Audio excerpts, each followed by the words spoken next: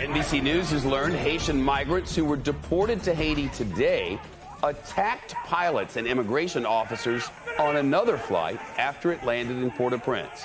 So the plane carrying single adult men were released from the aircraft to Haitian authorities on the airport tarmac. Then NBC News reports several of those men stormed another recently arrived jet carrying families.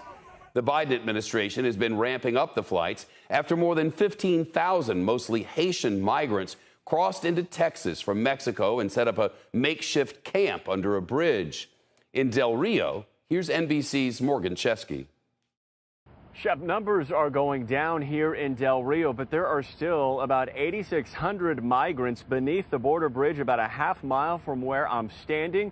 Processing those people an absolute priority because of the brutal conditions here. It's still reaching about 100 degrees during the day. And while they are getting a little food and water, I have had migrants tell me what is being handed out is not enough.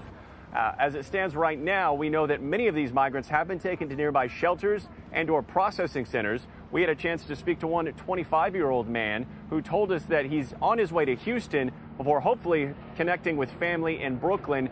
But he told us of the struggles beneath that bridge for the past week with his pregnant wife, saying that at one point he swam back to Mexico to buy enough food and water so that his family would be okay because he couldn't rely on what was being handed out by the government.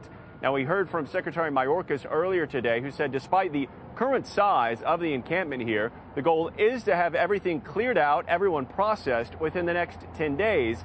However, when you see the sheer size of it still beneath that bridge, it remains to be seen if that will actually happen in the next week or so. Shep? Morgan, thanks.